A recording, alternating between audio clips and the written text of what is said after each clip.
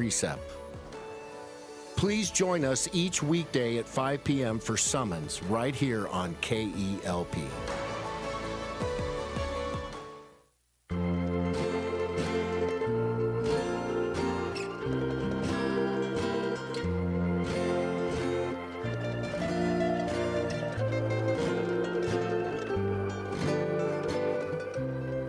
You are listening to KELP El Paso. Feed your mind, feed your soul at 1590 AM, 95.9 FM. Streaming worldwide at KELPradio.com. 915 Talk is a production of Desert Voice Media. You can visit desertvoice.media to learn more. 915 TALK. The world is looking at El Paso. What will we say to the world? From the KELP studio in El Paso, this is 915 Talk. And now your host. Good afternoon, most excellent neighbors of the world's largest borderplex. We are here yet again at the KELP studios in El Paso. Happy Monday, everyone. Today we have Mac Daddy Del Norte on the board. Mac Daddy, how are you doing this afternoon? Hey, Andy, I'm doing pretty good. How about yourself? You know, I thought you'd never ask. Okay. As we continue this educational journey, I must confess that my vocabulary is painfully poverty-stricken. I am unable to describe the wonder and joy that I experience each and every weekday afternoon as we learn to love our city, love our neighbors, and give God all the glory. Yes, that's right, Andy. That's very right. So today, Mac Daddy Del Norte, we have a very special guest with us. Okay. How so? Well, I was going to ask you, do you know why he's special? Yeah, because he is the unique expression of an endlessly creative God. Yes, that is correct. He is the unique expression of an endlessly creative God. Also, we've had a lot of El Paso conversations. That is so true. Yeah, but we're broadening our horizons, Mac Daddy Del Norte. Amen. Yeah, we've had conversations from far and wide, as far and wide as Las Cruces. Yeah, the far regions of Socorro. Yes. Yes. Yes. And today we're going to be talking about Chaparral. Okay. You ever get a weekend getaway to Chaparral? No, actually, I have not. You have not? No. Oh, you should try it. Yeah, it Sounds like fun. Yeah, it's just get out of the city life and get to meet some of the fine folks just to the north of El Paso. Sure.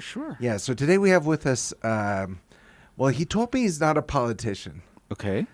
but he's running to be a New Mexico state representative. Oh, that's important. But he's not a politician. Okay. I don't know. You'll have to explain that to us. Also, Okay. he's a small business owner. Cool. Yeah. What kind of business owner? We'll find out about that. All right. Don't bury the lead, Mac Daddy. Okay, Del Norte. okay. So without further ado, let's give a very warm Borderland welcome to the one, the only, Mr. Ben Luna.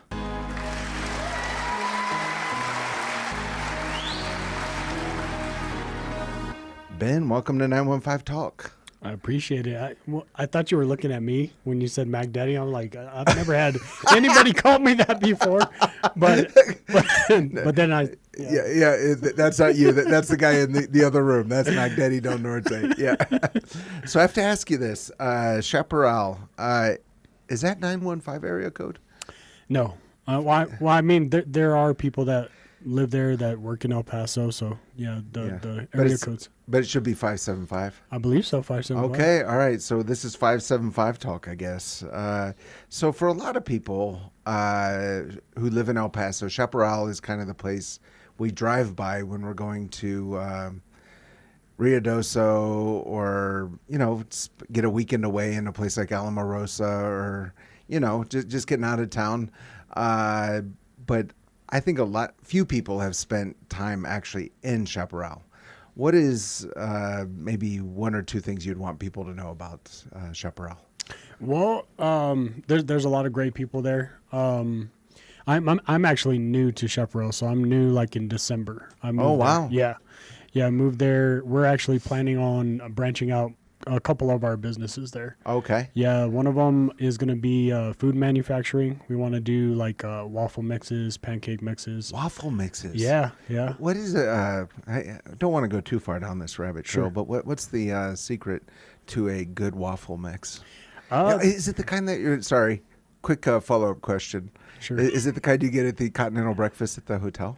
No, it's actually more filling. So I helped a guy in Albuquerque kind of rebrand his company, and he uses a lot of blue corn, red corn, and yellow corn roasted as Okay. well. So it's ground up, it's roasted, and then you add a little bit to the mix, and that's what gives it a lot of flavor.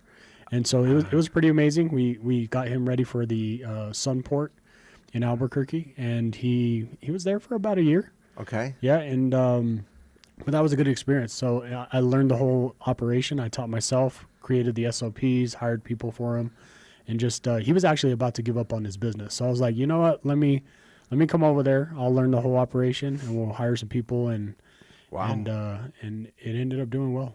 All right. Okay. So blue corn. Blue corn, yeah, Yeah. Not a lot of people talking about blue corn. exactly. Blue Yeah, corn but- waffles, blue corn pancakes, blue corn cornbread. Yeah. And then blue corn biscochitos. No, you're sounding like Bubba Gum talking about the types of shrimp. Right. Yeah. Blue corn waffles, blue corn pancakes, Oh, blue yeah. corn cornbread, Yeah. which I guess would make sense because it's made out of corn. It's literally in the name. But Yeah, that one doesn't catch people off guard. right, okay, so you're new to Chaparral. I didn't realize this. Where do you hail from? I'm actually from Alamogordo. So Okay. I was born and raised there for most of the part. My dad started a church in Texas, so we moved there for 10 years.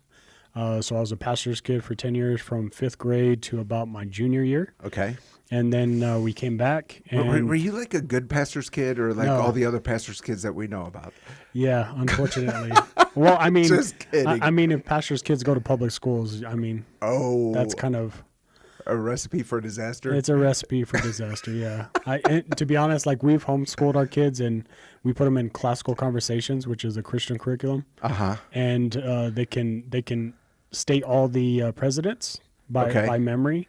Right? My son was able to draw all the states by memory. Okay, Like wow. yeah. So when they graduate there, they actually graduate with college credits. Very, very bright. They can name all the empires. And so I pulled them out of public schools during the lockdown. So that was Okay. I know that's another rabbit hole, but All right. Oh, yeah. So, okay. So your kids know all the presidents. Yep. Do you know all the presidents? I don't. You don't. Okay. don't. But yeah. All right. But I think it's more impressive to be able to draw the United States Yeah. than to memorize names. Yeah, it's pretty amazing. Yeah. My daughter, she was actually the most impressive because she was the youngest. She was 4 years old whenever she had all the presidents memorized. It is a song. Oh. yeah. Would you like to sing it for us? I don't know the song, and I don't sing very well. I'm a musician, so I usually hide behind the cymbals and Right. Okay. So you were a pastor's kid. You spent about 10 years growing up in Texas. Where at in Texas? yeah, Big Spring, right by Odessa, yeah. Midland. Yeah. I drive through Big Spring more than I'd like to talk about. I have one son in college in Abilene and another heading that way. So lots of back and forth. But okay, so you're out in Big Spring. Alamogordo's your hometown. Yep. We've referred to Alamogordo as the Garden City on this program before. Okay, why is that? It was with a friend. We were, I don't know. He would talk about how you go up there and garden in his aunt's garden. Oh, okay. Yeah. It's a lot of dirt still. I mean, there is mountains, so Right. But the mountains it turns into high rolls, Cloudcroft, Ruidoso. Sure. so, yeah. Sure. Yeah. Okay. So why did you move to Chaparral then? To be honest, I've been looking at Chaparral for a while. The land is affordable. It's affordable to live there, and I ended up finding out that everybody moves there because it's affordable. Right. Like people leave Texas and then other bigger cities to come to Chaparral just because it's more affordable. Right. Yeah. No, I've noticed that, and also the property taxes are lower. Right. Exactly. Yeah, but no, we have been eyeballing it. We want to get some land actually and start a type of distribution facility, but then also To distribute waffle mix? yeah. Okay. Yeah, we want to do like different mixes.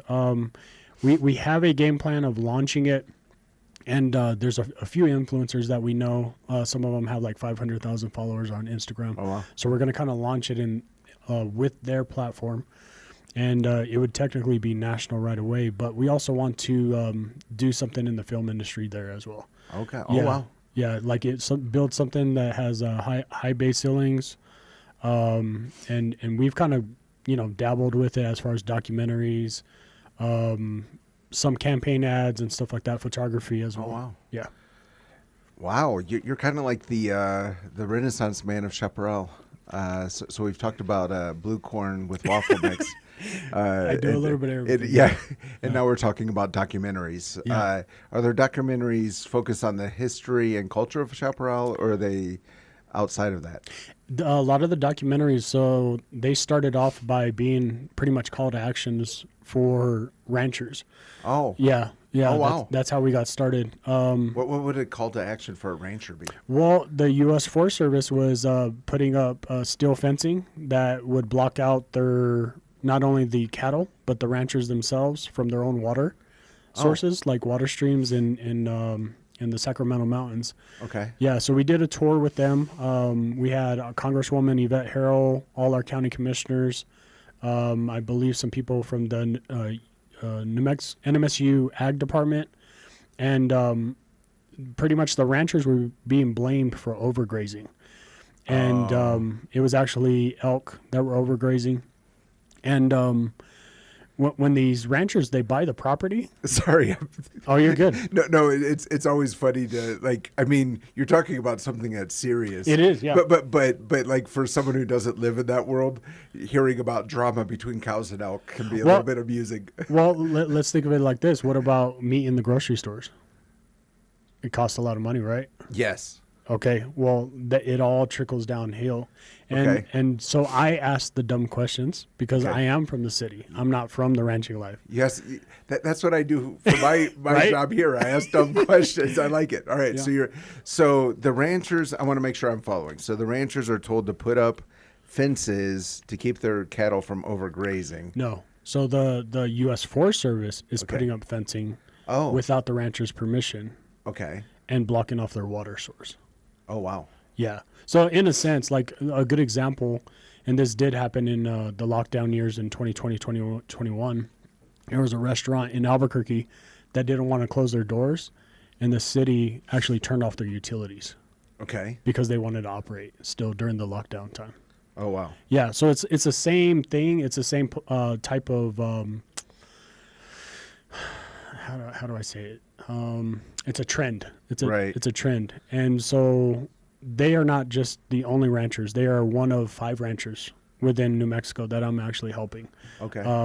Others are state agencies. Others are federal agencies. But imagine if you start a business in agriculture right. and you buy property and you get the water rights, Okay. but then the government comes in and fences off your access to your water. Right. So water, like that's part of your investment. That's Sure. that's part of what brings It's value. part of the business plan. Exactly. Yeah. Exactly. So they went from about, I think, 1,000 head of cattle to now being 150 that they're allowed to have.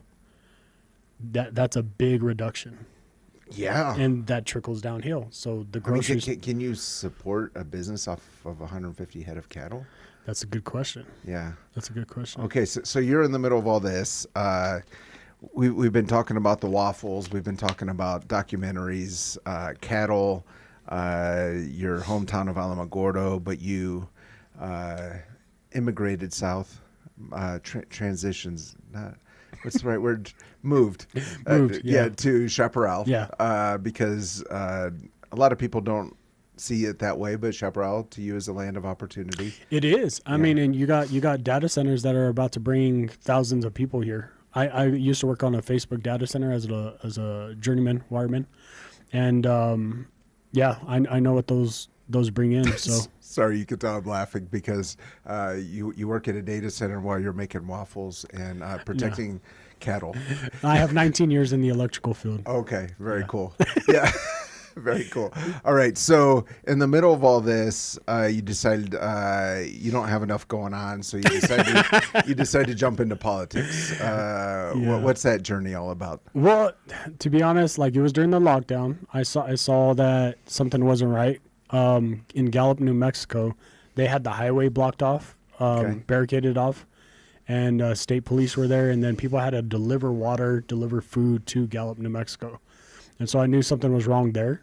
But then again, the longer I got involved in government, I don't like to say politics, but the longer I was involved in government, I started to see that trend. Mandated policy. We had mandated electric vehicles. We had mandated suspension of our Second Amendment in New Mexico. We had, I'm trying to think what else, school boards that were fired by the state government for creating their own policy. So there was a lot of that type of government behavior happening. And so I had to get involved. And then the longer I got involved, the more you see that our government needs a lot of fixing. Okay. Yeah, I'm reminded of what a pastor once told me. He called it the shortest joke he knows. I'm from the government. Yeah. I'm here to help. That was the whole joke. Yeah. There is a lot of work to do. I do want to jump into more of the specifics of the kind of work you see that needs to happen in New Mexico. But first, we do need to take a break. Before we go into the break, if you're just joining us, we're with Mr. Ben Luna.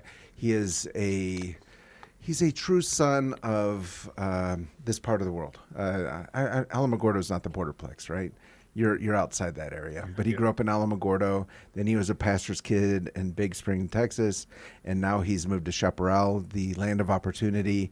I feel like we could do a whole 915 talk on blue corn and waffles, but we will refrain for the moment. That's one of his businesses. He's also fighting to protect the rights of ranchers and pro data center, so that's interesting. Sort of. Okay. I worked at a data center. Okay. So At the time you were pro. They paid me. Okay. All right. We'll dive into that. But before we go into the break, this is your daily reminder that 915 Talk is listener supported and is a production of Desert Voice Media. That's the website, desertvoice.media. And if you go there and click on that 915 Talk link, you can listen to this or any previous 915 Talk conversation. Appreciate each and every one of you who join us Monday through Saturday, 4 to 5 p.m. as we learn to love our city, love our neighbors, and give God all the glory. We're going to go into a break. Do not touch that dial. We'll be right back. Don't touch that dial. 915 Talk is listener supported and is a production of Desert Voice Media. That's right. It's people just like you who make this program possible. Together with Desert Voice, you can learn how to better serve our neighbors and pray for our community. To become a Desert Voice Media partner, you can visit desertvoice.media. That's right. That's the website, desertvoice.media. Take a look and join us today in reaching our borderland for Christ. Thank you for listening to KELP Radio. I am Pastor Drew Cook from Coronado Baptist Church in West El Paso. Join us every weekday at 11:30 a.m. for 2021 Radio. In John chapter 20, verse 21, Jesus says, "As the Father has sent me, even so I am sending you." Our prayer is that as you hear God's word, you would be strengthened, anchored, equipped, and sent to fulfill the ministry that God has given you to do. Tune in to KELP Radio Monday through Friday at 11:30 a.m. for 2021 Radio from Coronado Baptist Church. 915. Testify. I went to federal prison, got out, and went straight back to hustling on the streets, doing the devil's work, basically. I was doing a lot of bad things. I had a lot of darkness in my life. I turned my back on my daughter, and I chose drugs over her. I didn't see that I ever wanted to stop.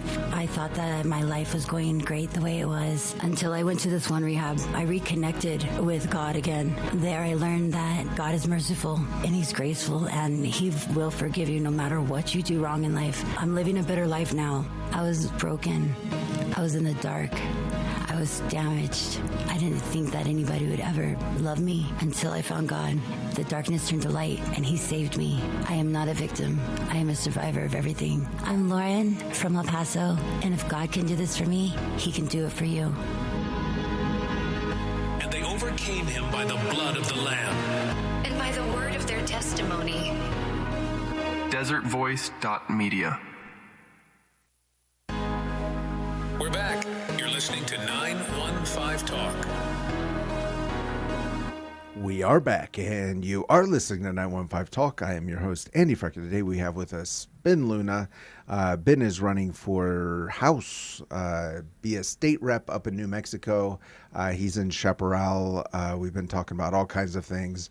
We're going to be talking about really the issues in New Mexico, which I think even if you're in El Paso, it does affect us here. We're all together in this crazy and super fun and exciting borderplex. Before we get into New Mexico issues, tell us about your musical pursuits. Yeah, so I started playing drums at about 2 years old. That's when I had my first drum set, and after that, I think I picked up guitar and bass when I was 12 years old, was in band, played trombone. I wanted to play percussion because I was a drummer, but they kept me on the trombone. And I'm pretty bitter about that. Is that something you still use, the trombone? No. No? I may buy one, though, just to kind of, just keep those juices flowing. I mean, like if there's probably demand for mariachi bands with trombones. I don't know. That's not my genre, but I do love music, so I do like all styles of music. Okay. All right. So we're except for mariachi. I actually love Spanish, like the Spanish guitars. Okay. Yeah. All right. Okay. So we have music, we have documentaries, we have waffles, we have ranchers. We have Chaparral, the land of opportunity. Yes, sir. What are the issues in New Mexico? Why are you running for state representative?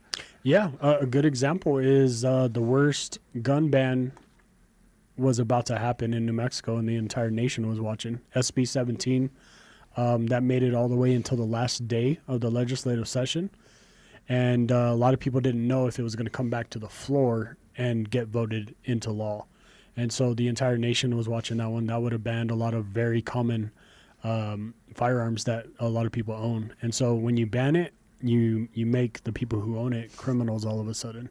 Okay. And so in New Mexico, not only do we have that issue, but we have a catch and release issue, which is really in a lot of big cities in America, where you have repeat offenders, people that have been arrested, 70 times.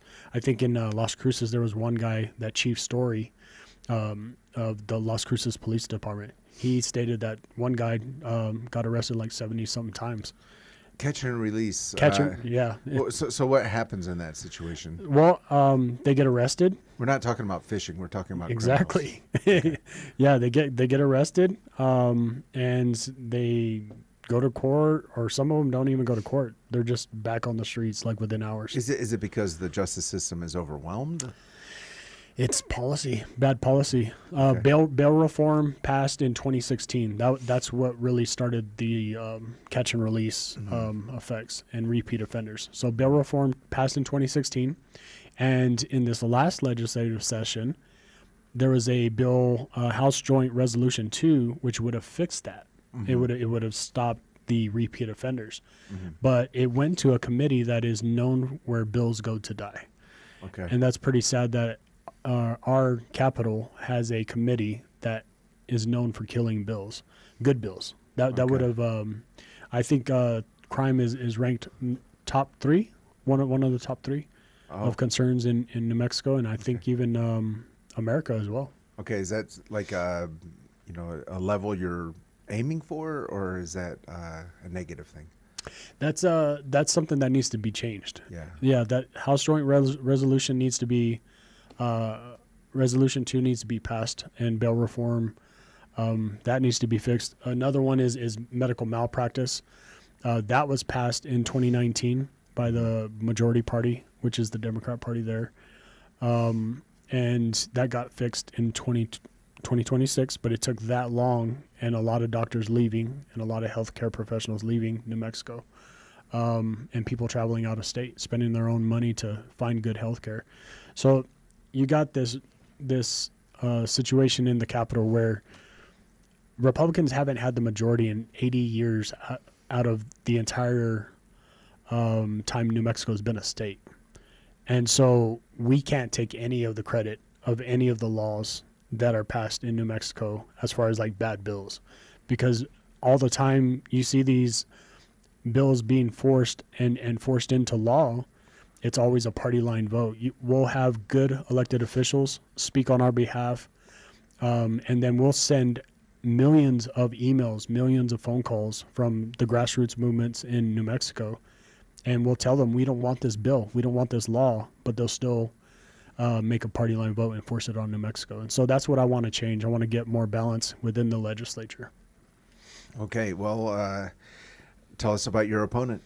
Yeah, my opponent is from Las Cruces, but trained in San Francisco. So California is a good example of what we don't want to be. But for some reason, our governor in New Mexico has wanted to follow in the footsteps of California as far as every single policy. And it's pretty scary whenever laws like HB 7 can be passed. HB 7 was the Reproductive and Gender Affirming Healthcare Freedom Act. That sounds okay. That sounds like, oh, okay, people are getting health care. They use those words, but when a kid can get those procedures of becoming the opposite sex, that's what they like to say. When they could get that procedure without your knowledge, without parental consent or knowledge, that's a dangerous time. It's dangerous that we live in that type of situation. And to be honest, there's people in California that are, classic liberals. Like I think Jillian. Jillian's like that. She used to do like her aerobics TV shows and stuff like that. Well, she said herself, I'm a classical liberal, and California scares me. Like that's why people are leaving California. But why would New Mexico implement the same exact policies that are causing Californians to leave California? And so that's it's a scary situation, but at the same time, I believe in a God that's bigger than all these things. I know this is a Christian radio station, and that right there has pushed me more than any of these bad policies, because I know who my God is. While I was seeing a lot of these bad policies be forced on New Mexico, I was actually studying the parallels of communism and socialism. And then I started reading about people like Dietrich Bonhoeffer, who, was in these type of situations, and he spoke up, he stood up, and he even made the famous quote, not to speak is to speak, not to act is to act. And I've seen the parallels in our state. I have a book that I read, and I highlighted, things that happened in Nazi Germany, but they happen in New Mexico as well. And that book is called, I believe, When a Nation Forgets God. The other part of it is Hitler's Cross. I recommend those two books. You'll see a lot of similarities of what's happening in America. Okay. Yeah, it's a lot to talk about. When you look at New Mexico, which leans heavily Democrat, what do you see as being the key to, I guess, getting some voter interest? Well, when parents find out about these bad laws, they're always on board. They become instant volunteers, and that crosses party lines. When you violate parental rights in the legislature and you pass laws where parental rights and parental notification is bypassed, that wakes up all parents. And not only that, then our industries as well, healthcare, that affects everybody on both sides of the ballot. And when a state is not business friendly, that affects people on both sides. You don't really go into a store and say, hey, are you a Republican or are you a Democrat before I buy something? It's usually they provide a good service, They provide a good product. Yeah. And you build relationships that way. You don't really ask for the party lines. But New Mexico has become very unfriendly to businesses, unfriendly to the healthcare industry, unfriendly to parental rights. One of the school board trainings, they actually told the school board that parental rights end when you put your kids in public schools. Mm-hmm. That's not good. Those are the people that Right. we put with our children for 8 hours a day or however long per day. Sure. Yeah. Big topic, big subject. If you're just joining us, we're with Ben Luna, who is running for House in New Mexico up in Chaparral. We will continue this conversation, but right now we have Charlie One on the phone. Charlie One, what are you seeing out on the roads this afternoon? Andy, the crazy thing or strange thing is that we were doing fine until about 10 minutes ago. Then two crashes just happened just like that, real fast. On the east side, Lee Trevino, La Quinta, we have a crash. That just happened. So PD not there yet, not PD control. Lee Trevino, La Quinta. Central area, Gateway South and Altura, that crash just happened with injury. PD, fire department should be getting there about now. PD on the way, so just watch out for that emergency traffic getting in there, Gateway South and Altura. Northeast side, Kenworthy and Woodrow Bean, we have a crash. PD still on that one, Kenworthy and Woodrow Bean. Kind of tapping on the brakes, I think he's us through Spaghetti Bowl area. Andy, back to you. Charlie One, this afternoon we have Ben Luna with us. He's running for House in the great state of New Mexico. He said he's not a politician, but he is running for office. He's a man of the people, I suppose. But a man of the people would probably want to start off his day with poor man's soup. Where would you recommend that he find that? Absolutely, and that's at the Eastside Choice Meats, Loveland and Traywood, because you can pick it up there. It's homemade, delicious menudo, homemade there, and they're in containers. Just take it home, put it in the refrigerator till you really have time to eat it, maybe in the morning. But that's a really nice, delicious menudo, and that's at Eastside Choice Meats, Loveland and Traywood. Andy? Thank you, Charlie One. We'll talk soon. Thank you. And we're back with Ben Luna. Ben, are you a fan of menudo? Yes, to an extent. We actually just served correctional officers because it's Correctional Officer Week. Oh. We served about 100 officers, our famous pozole, and we have a family catering business as well. Are you keeping track? Yeah, no, I'm losing track. I think more than anything. So your family catering business, served pozole to 100 correctional officers. Yeah. Okay. Yeah, and it was we had no complaints. Everybody loved it. Okay. What's the key to a good bowl of pozole? That's my dad. He's the chef. Oh, okay. Yeah, he's. I was like, you better not say blue corn. Because well, I mean, when you talked about poor man's soup, I was like, well, there's blue corn atole, which is like a breakfast drink. It's just blue corn, ground up blue corn, roasted. Okay. But you just it becomes a porridge. It's like hot cereal or whatever. Oh. Yeah. Mac Daddy Del Norte has never heard of this. He's shaking his head. It's a new item on the Borderland cuisine for him to try out. Oh yeah. It's good. Oh yeah. Is it sweet or savory? It depends on what you put in it. So it could be like a type of grits. Okay. Oh. Yeah, or it could be a porridge that you drink. Okay. Yeah, sweet drink. That'll fill you up, right? It does actually. Yeah. That's what makes our waffles great. Make blue waffles great again, right? Ben Luna for House in New Mexico. Yeah, so we got to say District 53 as well. Okay, why do we have to say that? Because what does that mean? Because the district is actually unique. It actually includes Chaparral. Okay. But then it includes White Sands Missile Range, which is way over there. Is there anyone voting? There is, yeah, in White Sands. Yeah. Are we? And then it also people live there. Yeah. Okay. And then I don't know if we're allowed to talk about this on air. That's like sounds top secret or something. No.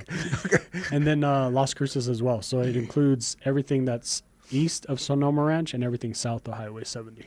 So there's three different locations. So you're partially in Las Cruces as well. Correct. Where in Las Cruces again? Pretty much like close to the Organ Mountains. Like okay. Yeah. Yeah, because we recently had Rebecca Dow on. She's a state rep in New Mexico, and she was talking about how this is all drawn up. It's a little bit wild, where on one side of the street you might have your district, on the other side it's someone else's district. So what's your point of view on that? Your opinion? Yeah, I think my district didn't change a whole lot. There was a gentleman I met at a church in Las Cruces, and he said he ran for that seat a while back, and he remembers having to kind of be like a ping pong around those three locations. Wow. Okay, yeah, that's a lot of driving. It is. Are you knocking doors? Knocking doors, man. Yeah, Okay. I actually have a team. What's kind of cool is we have bilingual canvassers as well. I think that's where we're actually going to capitalize. Where past elections we failed. In Chaparral, almost everybody speaks Spanish. And so if you go there not knowing Spanish or just all your literature's in English, Yeah. you already wasted your time. Okay. Yeah. All right. So, is there any okay? So you have a catering. You have a Blue Corn Waffles. That's coming soon. That would probably be like within a year, I would say. You're making documentaries. You're protecting the rights of ranchers. You're I already said catering. Mhm. What are we missing? I'm a journeyman electrician as well. Okay, and then janitorial. Janitorial facility manager, just electrical union, I believe in the world. Okay. And so I was working there. I actually worked at Intel as well, worked at Tesla. And but over there, it was interesting because I worked there during the lockdown. And a lot of the training, a lot of the ideologies that are there, it's pretty... So imagine you taking a training video and you have to call a man a woman. Okay. Name, or else you don't pass that training. So you were required to call a man or woman to pass the training? By name or whatever. Okay. Yeah. So there's a lot of that. During the lockdown, they actually had these sensors that you would have to wear that would vibrate whenever you came within 6 foot of somebody. I mean, I think you're saying that as something negative, but it sounds kind of cool. It's well, they're able to track you. They're able to see how many people you got in contact with during that lockdown time. Okay. And so to paint the picture here, you're building a data center because you're an electrician. Yeah. But you weren't allowed to get closer than that. So it was during the lockdown. So that was my experience. So I with the assume data there are center. hundreds or even thousands of people building this massive facility. Correct. And everyone's being tracked, is what you're saying. Correct. Yeah, people were being tracked. Not only that, if you didn't get the shot or whatever, you were actually given a sticker, but you were identified as well. Yeah. Wait, if you didn't get the shot, you got a sticker? It's an identifying sticker, yeah. Oh, on your hard hat. That's like the opposite of kindergarten. Because I remember in kindergarten, if I did good, I got a sticker. But this is like the opposite. If you did bad, or like what they perceived as being bad, you got a sticker. Yeah. So there was that. Did you have a sticker on your helmet? I kind of blended in pretty good. Let's just say that. And you said you're not a politician. Well, I mean, I gotta, I blended in good. Okay. But that was my experience of being on a data center. I know what it's going to take. I know how big they can be. Mm-hmm. And then Las Lunas right now, I never stop in Las Lunas anymore because the traffic is just ridiculous. Mm. Because of a data center? Because of the people that have come in there. And not only that, I think there's like an Amazon big facility there. And so, that's what's coming to Chaparral, Chaparral, New Mexico has poor infrastructure. Roads are horrible. There's not even sidewalks there. There's most are septics, so they don't have sewer on the Otero side until you like get a certain ways. And so there's a lot of failing infrastructure, and they're being squeezed in by Cruces and El Paso. Mm-hmm. And I think they need to hurry up, because I think even if they want to do sewage, that's like a 5-year plan. Like it'll take 5 years to kind of get to that point. But data centers, I don't really know much about this one as far as like what it's going to take. Like they'll say, we're going to use this much water, but now I guess they're already exceeding that. That's kind of what the big talking point is right now. Yeah, well, I'm just going to say this. I appreciate you saying I don't know. just because I feel a lot of times in these conversations, people will say something as the gospel truth. Right. And I think that's maybe the biggest deal with all this is if somebody knows the answer to these questions, they're not telling us. Right. Right. And so there's a lot of uncertainty. So are you open to it possibly being a good thing, or are you pretty closed off to the idea of data centers, or what's kind of your stance, your feeling about it? Well, the biggest thing is the water. That's, I mean, New Mexico has a compact with Texas. We already owe Texas, I believe.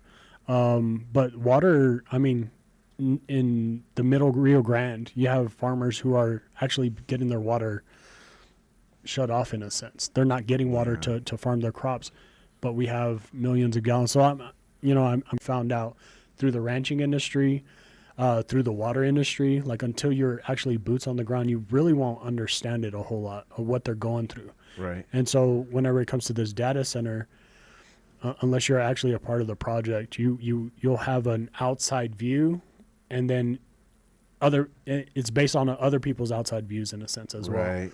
So yeah, I would have to be plugged in, to be honest. Yeah, no, I appreciate just being candid about it. Have you seen what's going on in Corpus Christi? With water? I've heard a little bit, but So they're saying I've just been reading a few articles about it. They're saying Corpus Christi might run out of water, and it's because of really what I was reading is because of industry. They have some petroleum facilities that are using 15 million gallons a day for one facility. I know the data centers here, the numbers that are being thrown around are like 1.5 million, which is not nothing, particularly out in the middle of the desert. But it's crazy. Corpus Christi right there on the coast might run out of water is what they're saying. Some trustees in Cloudcroft, they actually reached out to me. I was at the Capitol in D.C., and they thought I could possibly just get a little bit of help or reach out to somebody there, but they said they were actually having to truck water to Cloudcroft. Oh, wow. I believe either Las Vegas or Santa Fe had to declare an emergency. Las Vegas, New Mexico. Yeah. Yeah, I can't remember which one. There was a northern town up there that had to declare an emergency because they ran out of water. Yeah. And so a lot of the bad fires up there, they actually destroyed a lot of the water runoff. Okay. And so that's an issue, but yeah, I mean, I want to know where the millions of gallons that are accessible are coming from. Yeah. I mean, it's one of those things. A lot of questions are being asked, but I haven't heard answers that totally make sense. If someone's listening and they have the answers, please let us know. Let me know. Who to get in touch with.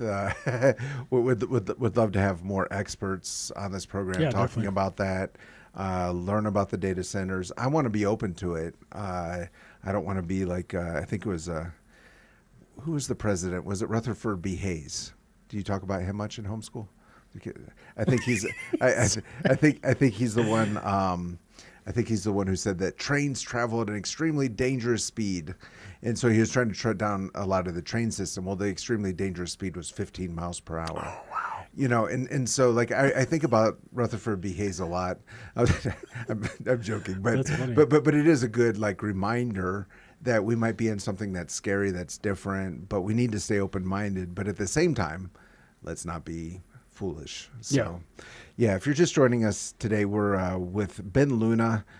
He's running for House in New Mexico, and he's up in Chaparral, but the District 53. It's part of Chaparral, or is it all of Chaparral? It's both sides of Chaparral. So Chaparral is Otero County and Doña Ana County. Okay. And then it's part of did you Las say Cruces and White Sands, Missouri. Okay. Yeah, and he's got his folks out there knocking doors. What are you hearing as they're knocking the doors? To be honest, a lot of the polling issues are healthcare, crime, and the cost of living. The cost of living. Gotcha. Yeah, and that has been consistent with people at the doors. Yeah. All right. We will continue the conversation with Ben, but right now we have Tiffany Ederling on the phone. Tiffany is the host of the 323 podcast, which airs each and every Saturday on this radio station, interviewing local business leaders. It airs at 10 a.m. I love that we have that program on Saturday mornings.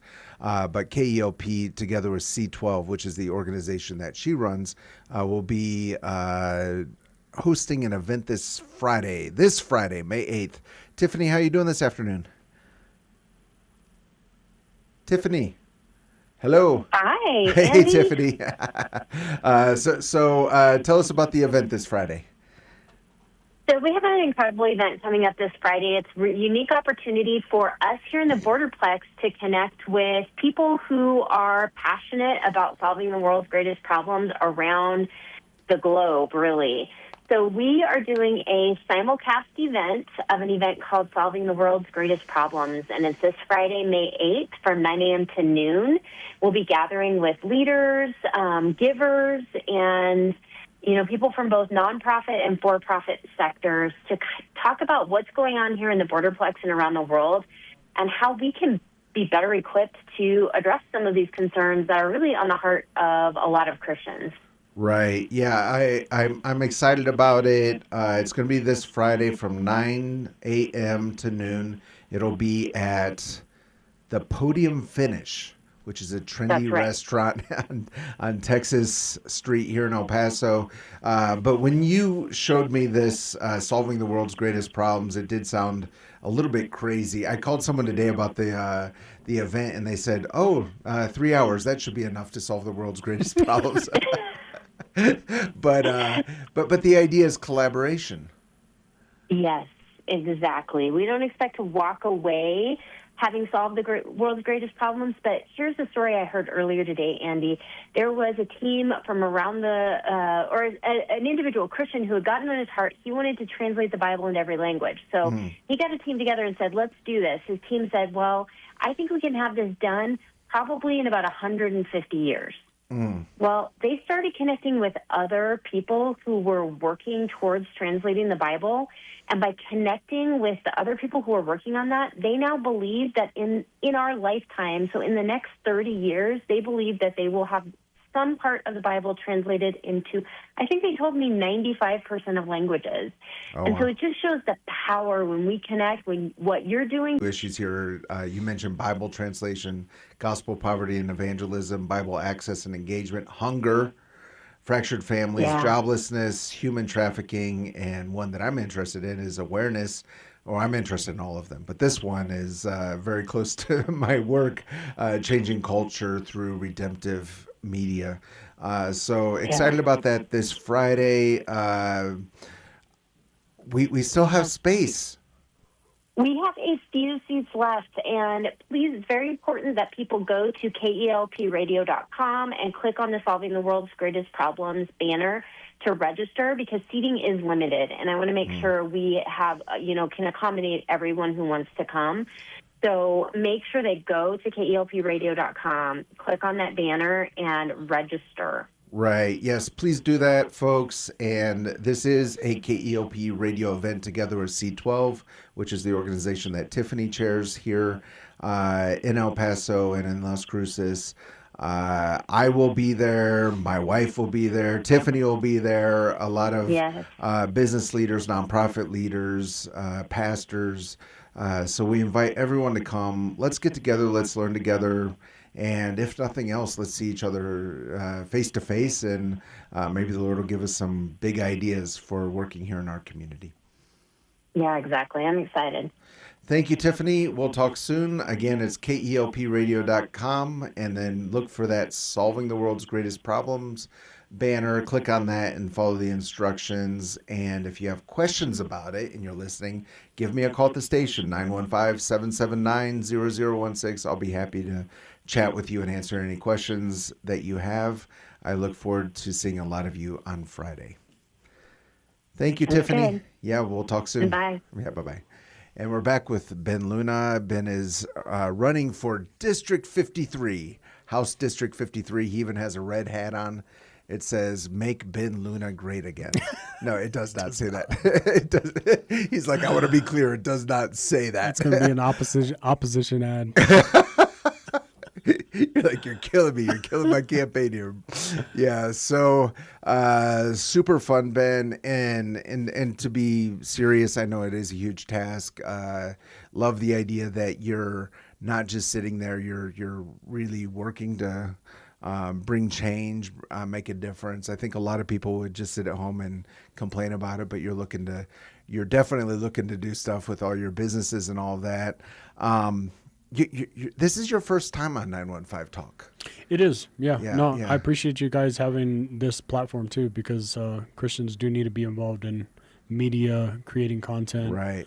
And every sphere we could be in. Right, absolutely. And since it is your first time on 915 Talk, we have a little induction that we do from time to time. Yeah, it's rapid fire questions. Sure, go ahead. And we're Christian media, so we do believe in right and wrong answers. But also, since we're Christians, we try not to be judgmental if you answer a question incorrectly. We're working on that one. Okay. Yeah, so without further ado, Mac Daddy Del Norte, cue up the lightning round.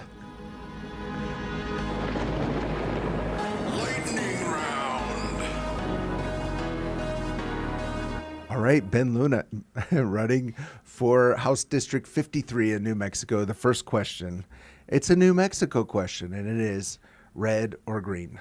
Oh, you know what? I got asked that question not that long ago. If it's Pozole, red. If it's a Chile Relleno, green. Green is correct.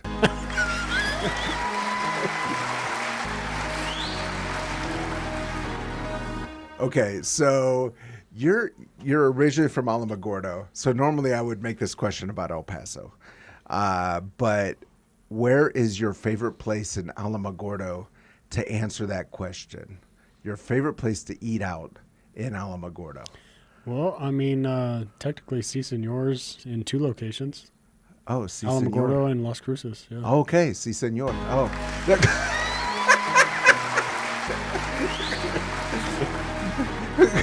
Mac Daddy Del Norte says that's correct. Okay. So let's say, I'm going to make this a New Mexico question. Let's say someone was coming to New Mexico for the very first time. They'd never been to New Mexico before. Where is a place that you would take them to impress them that's not a restaurant? Everybody loves White Sands. White Sands. Okay. Yeah. That's the first time that has ever been an answer on this program, so we will say that is correct.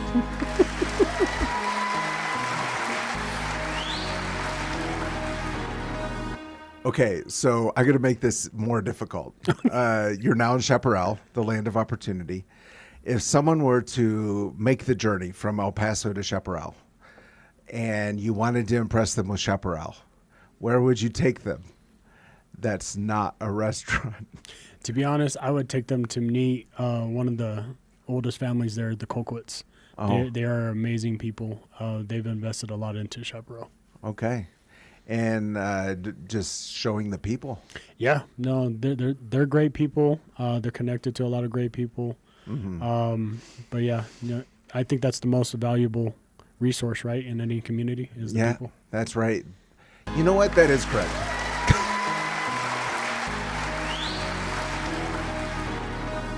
All right, so you grew up a pastor's kid. I did. We're not going to talk about those years. But I take it you're a praying man. I am, yes. Okay. If you could pray one prayer for New Mexico, what would that prayer be? I think if it's really been my prayer that God would awaken. Because once you become awakened to who God is, and then you're knowledgeable of what sin is as well. Mm. And so when there's an awakening that happens, we saw that happen, what happened in our nation multiple times, where the entire nation just kind of broke out in revival, and young people getting saved, or preachers just, Amen. Yeah, flooding. All right, that is correct.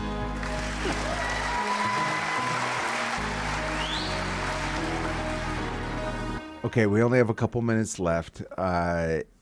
If that awakening were to come to New Mexico, what are some of the visible ways New Mexico would look different? It's actually already happening, but one of the ways it would look different is evil wouldn't have such an easy path. There would be Christians standing in defense of children against bad ideologies that are really against creation and against the Bible through and through. And so, yeah, evil wouldn't have such an easy pass in our state, and Christians would be that opposition. Okay. Again, if you missed all of this conversation, you can go to desertvoice.media tomorrow, and it'll be available on all podcast platforms. It is already on YouTube and Facebook. Just on YouTube, you can look for the 915 Talk channel. Facebook, it's the KELP Christian Radio page. Ben, thank you so much for coming in today. Yeah, appreciate it. Check me out at benluna4nm. That's the FOR. benluna4nm.com, and you can see what I believe and what I stand for. Super cool. As we always say, let's learn to love our city, love our neighbors, and I'm going to add, let's learn to love New Mexico and give God all the glory. This has been 915 Talk. You have been listening to 915 Talk, a production of Desert Voice Media. To listen to this or any previous edition of 915 Talk, just visit desertvoice.media and click on the 915 Talk link. Let's continue to learn to love our city, love our neighbors, and give God all the glory.